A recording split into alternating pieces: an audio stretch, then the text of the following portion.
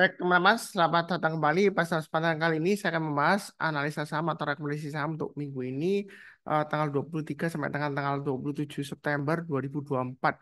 Jadi seperti biasanya saya akan bahas 6 saham per video. Ini ada beberapa video yang saya sudah buat ya. Jadi linknya ada di video deskripsi bawah ini ya untuk lihat playlistnya atau podcast listnya. Em, saya akan sharekan dulu untuk chatnya ya. Jadi di video sebelumnya saya sudah bahas 6 saham perbankan, BBCA, BMRI, BBNI, BBRI, BBN, BNGA, dan PNBN. Ya, 6 saham. Nah, pada kesempatan kali ini saya akan bahas 6 saham yang lainnya yang masih sektor IDX Finance ya. Saya mulai dengan pertama adalah untuk saham BRIS, Bank Syariah Indonesia. Kalau kita perhatikan di sini, Bank Syariah Indonesia dia sedang testing area resisten yang sudah saya gambarkan 3.200 ya. Jadi kalau kita lihat mundur ke belakang ya untuk Bank Syariah Indonesia ini setelah 3.200 kalau dia berhasil naik lagi ya kalau dia uptrendnya lanjut maka target berikutnya sekitar 3.600-an ya. Jadi untuk BRIS ini memang uptrendnya masih bagus. Terakhir kalau kita lihat hari Jumat dia koreksi ya. Hari Jumat di sini tanggal 20 September 2024 dia terkoreksi ditutup di 3.030. Padahal sudah sempat naik sampai 3.350. Apakah saatnya jual ya? Kalau kena trading stop ya Anda jual dulu. Nah, kalau yang mau buy, ini area buy on weakness sudah saya gambarkan ada dua di sini, tapi berhubung dia naik lagi ya, kalau Anda mau buy on weakness ini juga sudah saya gambarkan di resistennya di sini ya. Jadi Anda bisa tunggu buy on weakness di 2870, mungkin nanti ketika MA20-nya dites ya, dari atas ke bawah dia dipotong menjelang penutupan atau besok paginya kalau dia berhasil rebound mantul ke atas lagi kita buy target price berikutnya 3.200 dan 3.600. Tapi kalau misalnya buy on weakness di sekitar area 2870 atau 2.900-an nggak dikasih, kita buy-nya kalau dia sudah berhasil naik lagi ke atas 3.200 atau naik ke atasnya ini ya.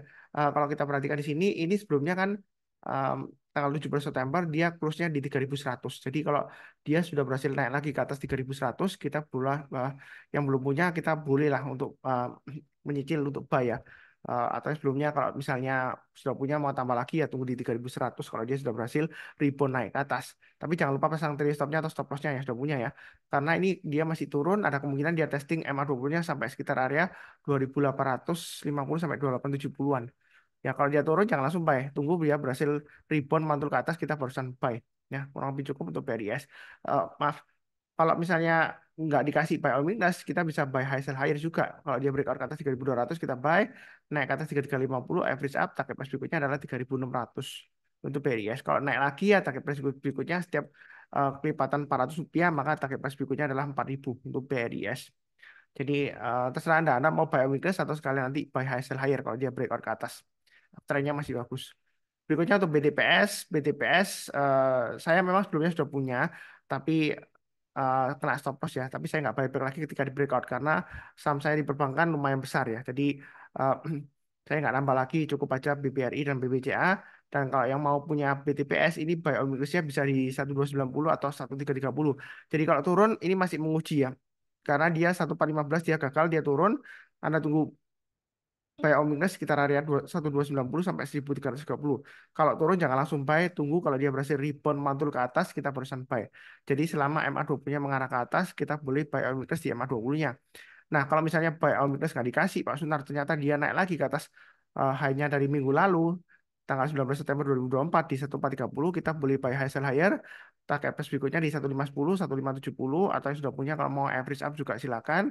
Nah, setelah 1570, Anda mau tambah lagi average up ya, go to the next level pakai margin.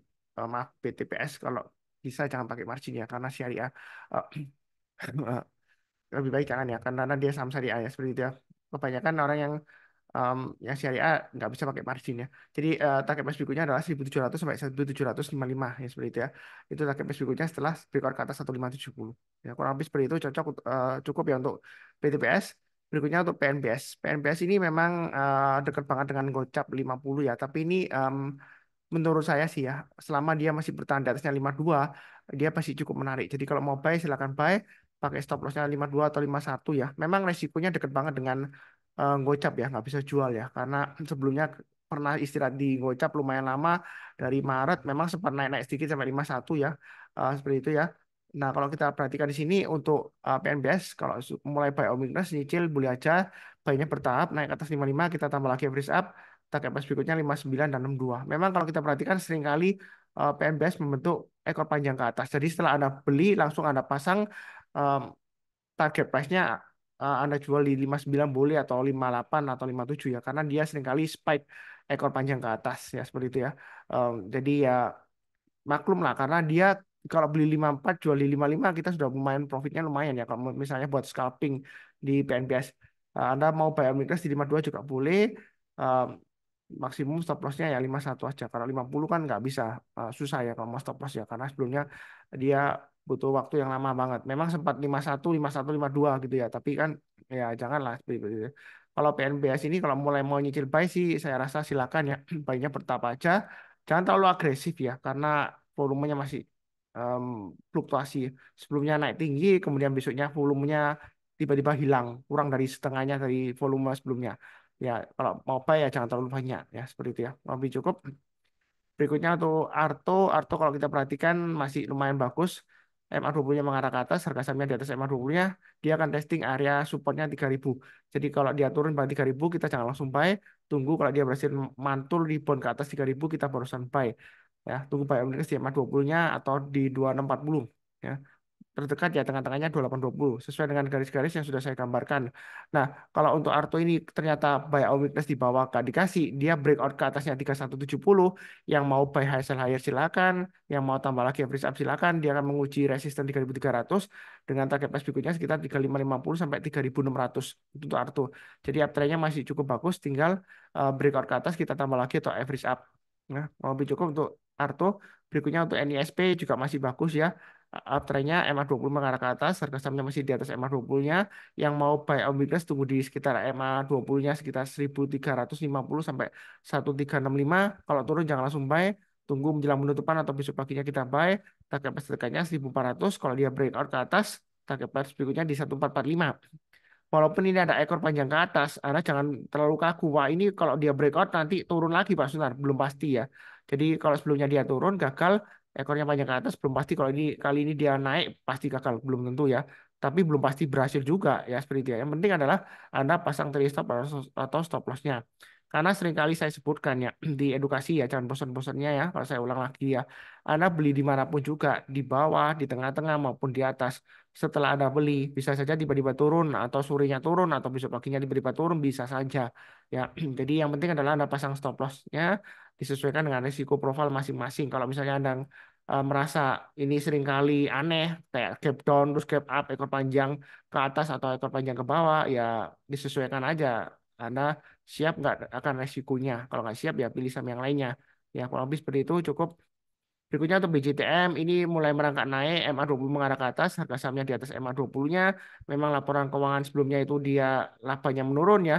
Kalau nggak salah dia publikasi laporan keuangan semester pertama ya juga belum keluar ya. Yang resmi ya, setahu saya masih belum keluar.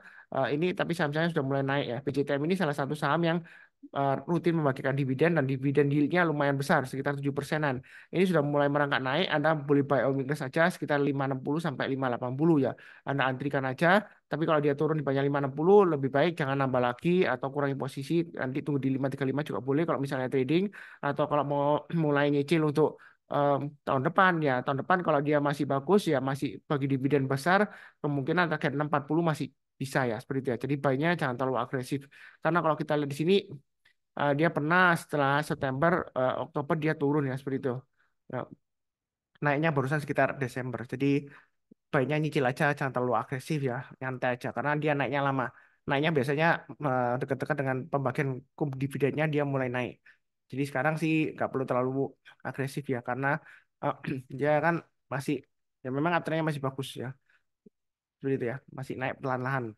Ya kurang lebih seperti itu. Em, Cukup ya ini sudah 1, 2, 3, 4, 5, 6 saham perbankan. Jadi totalnya ada 12. Nanti akan saya upload video yang lainnya untuk saham-saham yang lainnya. Jadi kalau eh, sudah ya cukup ya. Kemudian di akhir video saya doakan selalu semuanya selalu sehat, damai dan sejahtera selalu. Amin. Terima kasih banyak. Tetap semangat.